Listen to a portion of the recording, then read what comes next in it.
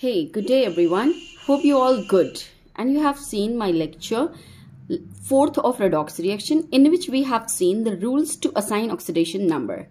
So today we are going to start some examples of oxidation number assignment जहां पर हम सीखेंगे कि किस तरह से आप हर एक एटम को ये जो एग्जाम्पल्स दिए हुए हैं ऑक्सीडेशन नंबर असाइन कैसे करें एंड ये आपको तभी आएगा जब आपने assignment of rules that is rules to assign oxidation number ये पूरे पढ़ लिए होंगे. अगर वो नहीं पढ़ा है तो please go to lecture 4 first and then start this. So today we are going to see some examples कि how to assign the oxidation number of each and every atom present in any particular molecule. So let's begin. The question is assign oxidation number to each element in the following compound or ions. अब इन elements या ions या compounds में से हर एक atom को ना हमने oxidation number देना है. अब 7 रूल हमारे दिमाग में ऑलरेडी प्रेजेंट होने चाहिए. उसके बेसिस पे हम ये एग्जांपल सॉल्व करेंगे. Let's begin with the potassium permanganate that is KMnO4. अब पोटेशियम का आपको याद रखना होगा कि potassium is having oxidation number +1. दो ये रूल्स में नहीं है लेकिन आपको याद करना पड़ेगा कि पोटेशियम का ऑक्सीडेशन नंबर +1 है. मैंगनीज का हमको पता नहीं है तो consider its oxidation number is X. और ऑक्सीजन का हमको पता है कि इसका ऑक्सीडेशन नंबर -2 होता है. कैसे पता है? रूल्स पे से हमको ये पता चलेगा कि इसका ऑक्सीडेशन नंबर -2 होगा. बस अब आपने क्या करना है, यहां पर एक रूल अप्लाई हुआ और दूसरा रूल भी, रूल नंबर 6 भी यहां पर अप्लाई होगा जो कि न्यूट्रल मॉलिक्यूल के लिए है. वो कहता है कि न्यूट्रल मॉलिक्यूल में प्रेजेंट एटम्स के ऑक्सीडेशन स्टेट की एडिशन इक्वल्स टू 0 होती है. तो इस बेसिस पे हम एक इक्वेशन तैयार कर सकते हैं कि दैट इज पोटेशियम के कितने एटम्स, पोटेशियम का एक एटम, उसका ऑक्सीडेशन स्टेट कितना, 1 प्लस, और फिर उसके बाद एडिशन करेंगे हम मैंगनीज. मैंगनीज के कितने एटम, एक एटम. मैंगनीज का ऑक्सीडेशन स्टेट कितना कंसिडर किया हमने, X. तो यहां पर लिखेंगे X plus. How many atoms of oxygen are there? 4 atoms of oxygen and चारों atoms का ऑक्सीडेशन स्टेट कितना है, -2 है. That's why we are writing 4 क्योंकि 4 atoms है यहां पर और चारों एटम का ऑक्सीडेशन स्टेट -2 है, इसलिए हमने ब्रैकेट में ऑक्सीडेशन नंबर -2 लिखा है. और फिर 6th रूल अप्लाई करेंगे कि इन सभी की एडिशन इक्वल्स टू कितनी होती है, 0 होती है क्योंकि ये एक न्यूट्रल मॉलिक्यूल है.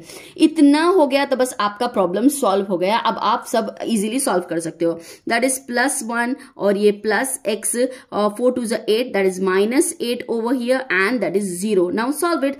X - 7 is equal to 0. तो X की वैल्यू क्या आएगी, X की वैल्यू आएगी +7. तो यहां पर अब मैंगनीज का ऑक्सीडेशन कितना आया, यहां पर oxidation state of manganese is found to be +7. Potassium +1, manganese +7 and oxygen -2. इसी तरह से दूसरी एग्जाम्पल हम यहां पर सॉल्व करते हैं. दूसरी एग्जाम्पल K2Cr2O7 की है. As if already I told you that कि पोटेशियम को हमको याद रखना है, इसकी ऑक्सीडेशन स्टेट +1 लिखेंगे हम. क्रोमियम को X कंसिडर करेंगे और ऑक्सीजन वी नो दैट कि it's oxidation state is -2. Again it is a neutral molecule. इन सभी के ऑक्सीडेशन स्टेट की एडिशन 0 होगी. So let's begin with 2 atoms of potassium having oxidation number of +1 plus 2 atoms of chromium whose oxidation number is to be determine. तो यहां पर हम लेंगे इसका oxidation number X plus 7 atoms of oxygen whose oxidation number is -2 is equal to क्या आएगा, 0 क्योंकि neutral atom है, न्यूट्रल मॉलिक्यूल है सॉरी. फिर कैलकुलेट करेंगे that is +2 plus 2x -14 is equal to 0. तो it came out to be 2x -12 is equal to 0. तो ये क्या आएगा फिर आपका 2x इज इक्वल टू 12. तो x is equal to +6. x कितना आएगा, x की वैल्यू आएगी +6 ओवर हियर. तो क्रोमियम कितना होगा आपका, +6. क्रोमियम का oxidation state +6, potassium +1, chromium +6 and oxygen -2 over here. Let's move to the next example that is Ca3PO4 taken twice over here. Now calcium का अब यहां पर हमें कंसिडर करेंगे X और अच्छा कैल्शियम का X कंसिडर करेंगे तो फॉस्फोरस का भी तो हमको नहीं पता है. तो पोटेशियम के साथ साथ आपको कैल्शियम का याद रख लें आप. Calcium is having oxidation number of +2. Calcium का ऑक्सीडेशन नंबर कितना है, +2. और अब हम फॉस्फोरस को X कंसिडर करेंगे और oxygen as if we know that कि it is having oxidation number of -2। चले तो कैल्शियम के कितने एटम्स है, 3 एटम्स है, तो 3 मल्टीप्लाइड बाय +2 प्लस अब फॉस्फोरस कितने हैं, 2 फॉस्फोरस है, तो 2 मल्टीप्लाइड बाय x, फॉस्फोरस का हमने x कंसीडर किया और फॉस्फोरस के 2 एटम प्लस ओवरऑल ऑक्सीजन के एटम्स कितने हुए, 4 2 8, तो 8 ऑक्सीजन के एटम्स और multiplied by -2। Again this one is a neutral molecule, तो इज इक्वल टू कितना आएगा, 0। Now solve it, that is +6 + 2x -16 is equal to 0. So it is 2x minus 10 is equal to 0. तो 2x is equal to 10, तो x is equal to +5, ये आएगा answer. तो phosphorus का कितना होगा, phosphorus will have oxidation number of +5। Oxidation की number phosphorus का कितना आएगा बच्चों, +5 आएगा। तो यहां पर हम फॉस्फोरस का ऑक्सीडेशन नंबर लिखेंगे, फॉस्फोरस का ऑक्सीडेशन नंबर लिखेंगे +5 over here. Now the next very important, यहां पर कितना हुआ, KMnO4 का example we have covered, K2Cr2O7 का example covered, Ca3PO4 taken twice का just now we have covered. Now the next example is of H2SO4. अब H2SO4 में hydrogen इसको हम कंसिडर करेंगे +1, सल्फर को एक कंसिडर करेंगे x, इसका नहीं पता हमको, ऑक्सीजन की कंसिडर करेंगे -2। तो ये क्या होगा, 2 हाइड्रोजन के एटम जिनका ऑक्सीडेशन नंबर +1 प्लस x, एक ही सल्फर का एटम प्लस यहां पर 4 atoms of oxygen multiplied by -2 is equal to 0, क्योंकि न्यूट्रल एटम है। Solve it, +2 plus x -8 is equal to 0, तो x आएगा +6। यहां पर सल्फर का ऑक्सीडेशन कितना आएगा, तो आपको इस तरह से आप वापस भी सभी का लिख सकते हो कि हाइड्रोजन का +1, सल्फर का +6 और ऑक्सीजन का -2 ओवर हियर। अब यहां पर आप चेकिंग भी कर सकते हो कि क्या आपका आंसर करेक्ट है या नहीं। तो इन्हीं में से किसी एक इक्वेशन में आप x की वैल्यू रख दें और देखें कि 0 आता है या नहीं।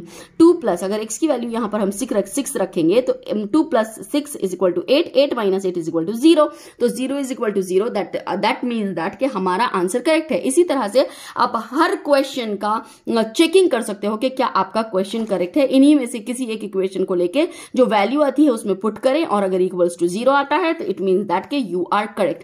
Let's move towards the next example over here. Sulphur को कंसिडर करेंगे x, ऑक्सीजन इज -2, तो ये आएगा x और कितने प्लस, कितने एटम्स है ऑक्सीजन के, 3 इंटू कितना ऑक्सीजन स्टेट है ऑक्सीजन का, -2 is equal to.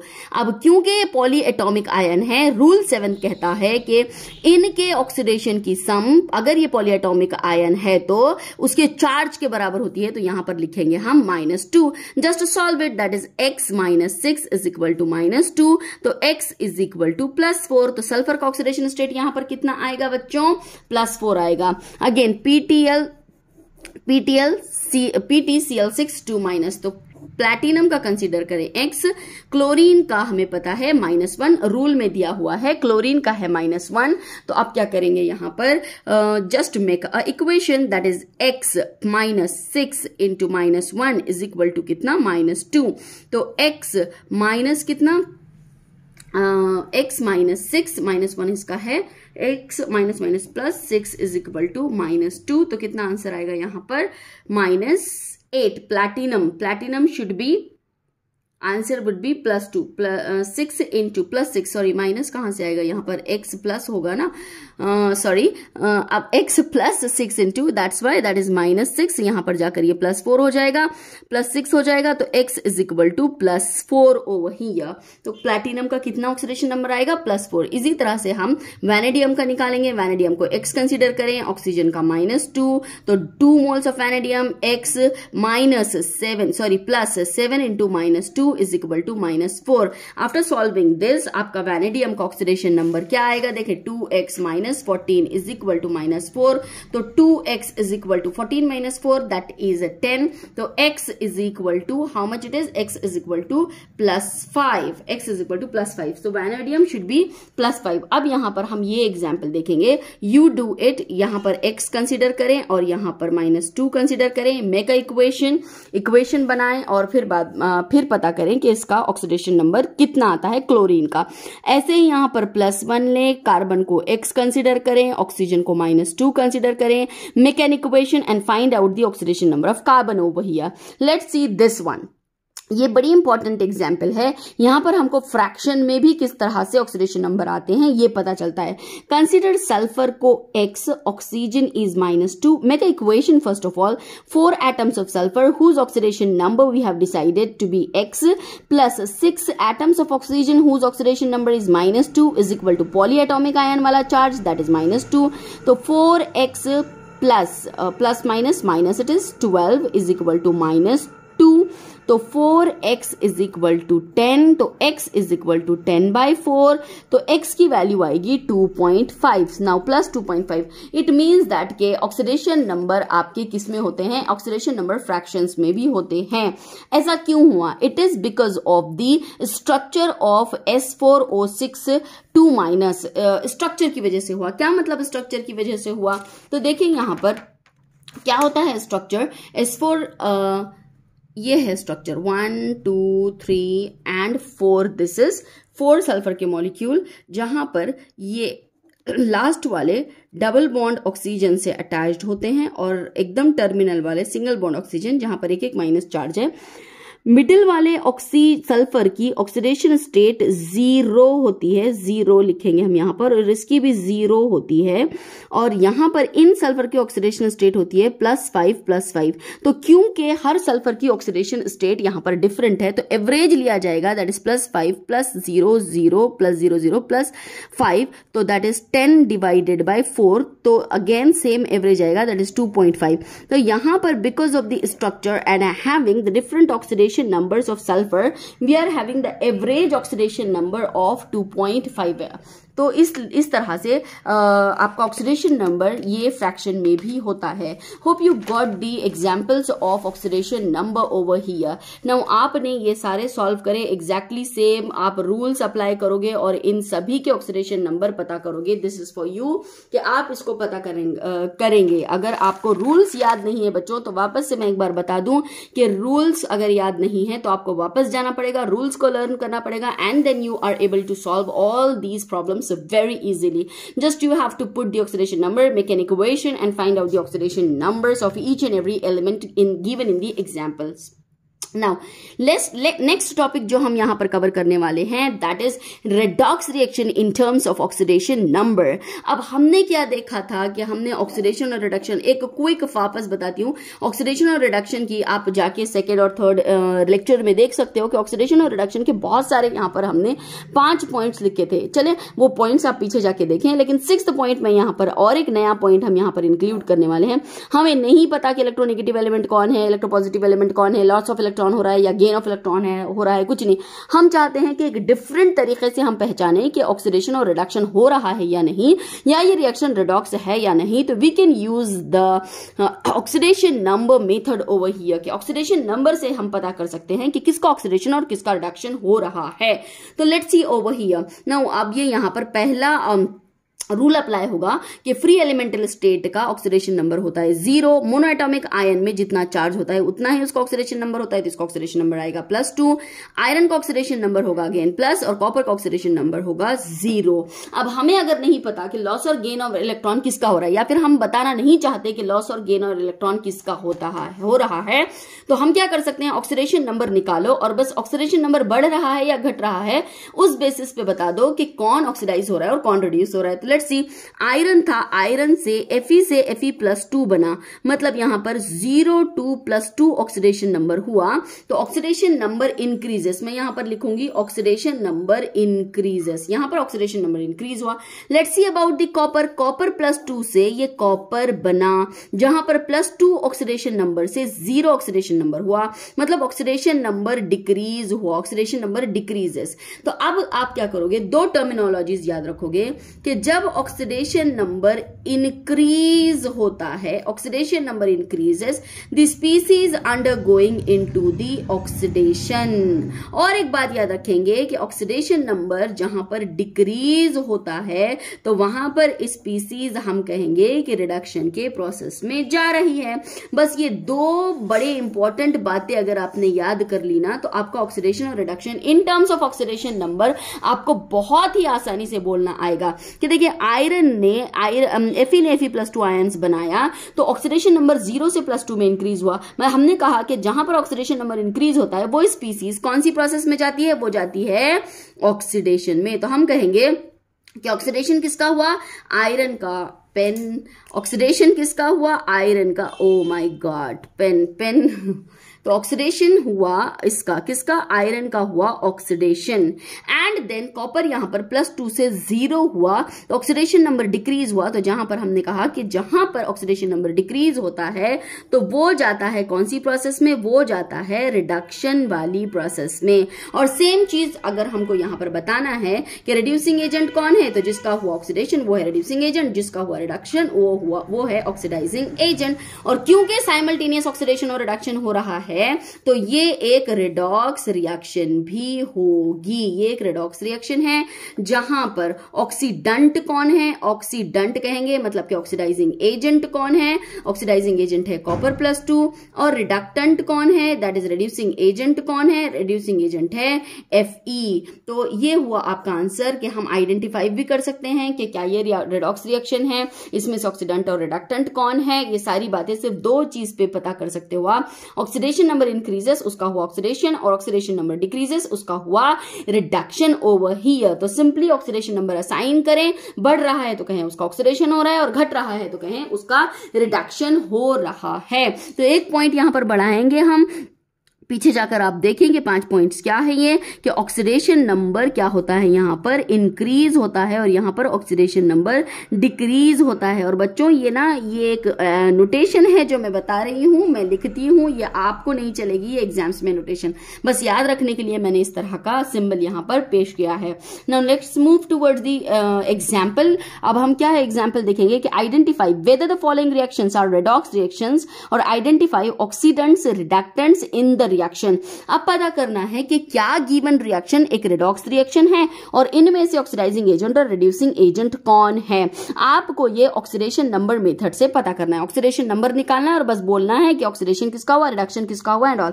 So simple. यहां पर क्या करेंगे, सबसे पहले तो हम ऑक्सीडेशन नंबर असाइन करेंगे, इसका है +1, एसिटाइन का कंसिडर करेंगे x, ऑक्सीजन का है -2। तो यहां पर अब इसका सॉल्व करेंगे, यहां पर इधर मैं सॉल्व करती हूं नीचे कि ये कितने एटम्स है, इस 3 मोल को छोड़ दें आप, ये सभी के 3-3 मोल हैं, इसलिए ये जो टोटल नंबर ऑफ मोल्स है एटम के उसको छोड़ेंगे, लेकिन नंबर ऑफ एटम्स को आप बिल्कुल गिनोगे यहां पर।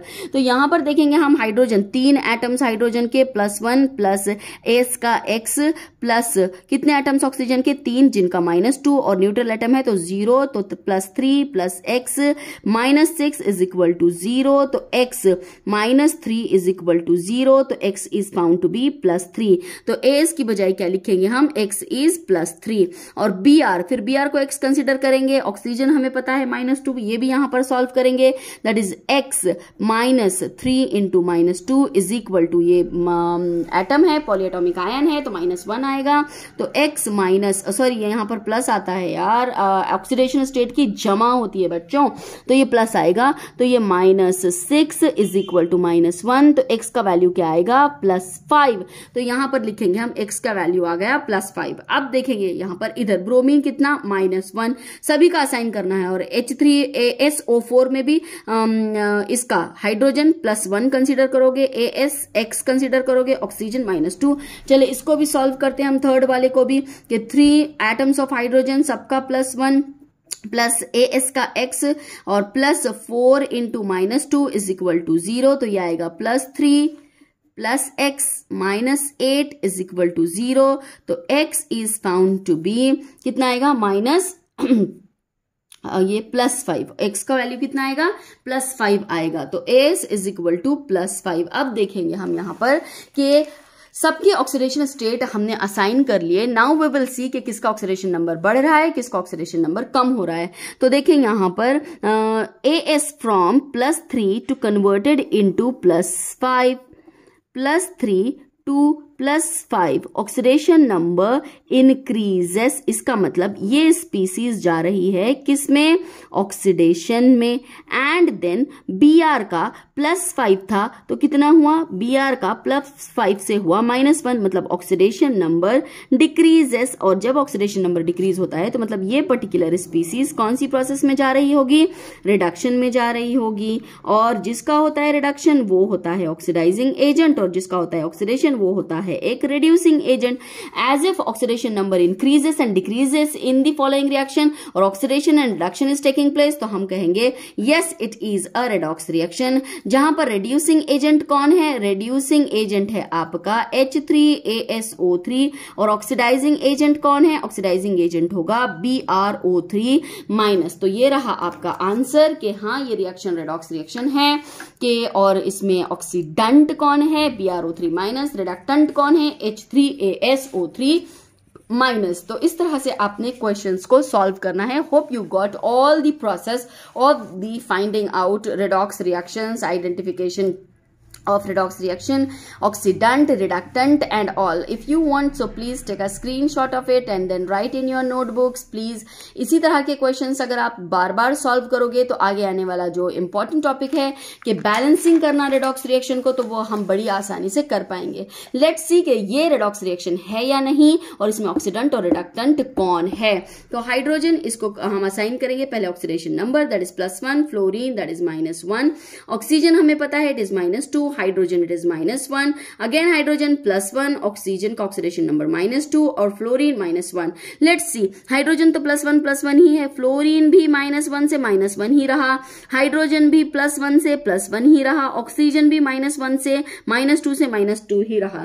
तो देयर इज नो इंक्रीज और डिक्रीज इन क्या, oxidation number. That is why this is not a, इसलिए ये नॉट ए रेडॉक्स रिएक्शन। तो ये एक रेडॉक्स रिएक्शन नहीं है, और रेडॉक्स रिएक्शन नहीं है तो कोई भी इसमें ना ऑक्सीडेंट है ना रिडक्टेंट है। Hope you got the point कि किस तरह से हमको आइडेंटिफिकेशन करनी है रेडॉक्स रिएक्शन की।